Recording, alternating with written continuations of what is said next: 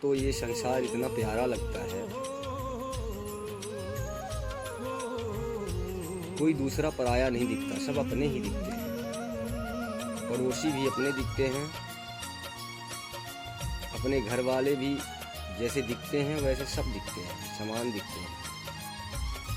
सिया राम मैं सब जग जानी, करम प्रणाम जोर जुग पानी, सर्वम खलम विदम ब्रह्म। सिया राम के अलावा कोई है नहीं। अगर कुछ और दिख रहा है तो आपकी दृष्टि गलत है। आंखों का ऑपरेशन करवाइए। डॉक्टर के पास तो जो है इस रोगों का ऑपरेशन होता है, पर संतों के सानिध्य में जाने से दृष्टि चेंज हो जाती है, बोलने का तरीका चेंज हो जाता है, सुनने का तरीका चेंज हो जाता है। वो संतों के सानिध्य में ही होता है। जब तक आप, जैसे कि दूध में घी दिखाई देता है पर बातों से निकलने वाला नहीं है, जब तक आप उसको गर्म नहीं करेंगे, दूध को ठंडा नहीं करेंगे, फिर उसमें मट्ठा नहीं डालेंगे, वो मट्ठा डाल के फिर दही बनने का वेट करिए। दही बनने के बाद उसको मथानी से जब मथेंगे तब घी निकलेगा। आप तुरंत घी खाना चाहेंगे तो नहीं निकलेगा।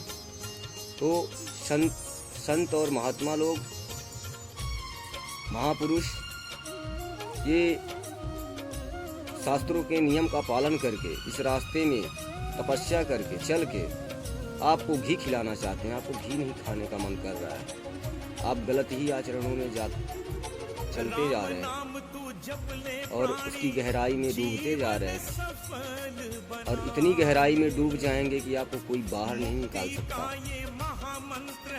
सिर्फ गुरुदेव भगवान ही आपको बाहर निकाल सकते। ये कलयुग की चाल है, इस चाल को कोई समझ नहीं पाता। कलयुग तो चाहता ही है आप गलत आचरण करें, शराब पिएं, मांस खाएं, बहन बेटियों को गलत दृष्टि से देखें, काम वासना की भावना से देखें। बस इतना ही करेंगे, आपको कलयुग अपने चपेट में ले लेगा, फिर आपको वही करवाएगा, वो बस में कर लेगा वो जो चाहेगा। फिर आप सोचेंगे कुछ देर बाद, मैं तो ये नहीं चाहता था, ये कैसे हो गया, ये उसी ने करवा डाला।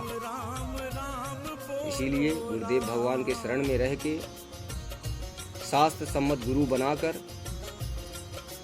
जो धर्म के खिलाफ काम नहीं करते, मर्यादा पुरुषोत्तम श्री रामचंद्र जी जो शास्त्र बनाए हैं उन्हीं का नियम का पालन करके जो आज महात्मा और संत बने हैं, बस भगवान की बनाई गई शास्त्रों के द्वारा ही बने हैं। उसी का अनुकरण करके, धर्म को धारण करके, उसी के रास्ते पे चल के वो उसी स्थिति को प्राप्त कर लिए हैं जो भगवान की स्थिति है। जैसे गंगा तो बहुत बड़ी है, पर गंगा का थोड़ा सा पानी घर में लाएंगे उसको तो गंगा जल ही कहेंगे, वो पानी तो नहीं हो जाएगा कुएं का।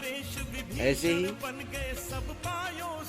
भगवान तो भगवान है, पर भगवान में भक्त समाहित हो जाता है, वो भगवान से अलग नहीं है। भक्त भी भगवान के ही स्वरूप माना जाता है। जैसे समुद्र की तरंग, समुद्र है, समुद्र की तरंग है, पर वो जब तरंग उसी में लीन हो जाती हैं तो वो समुद्र ही कही जाती है। लेकिन ये सारी बातें जब आप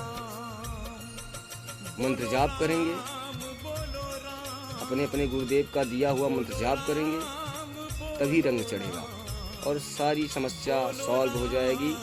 बातों से समस्या सॉल्व होना मुश्किल है, आपको वहाँ तक चलना पड़ेगा। राधा राधा।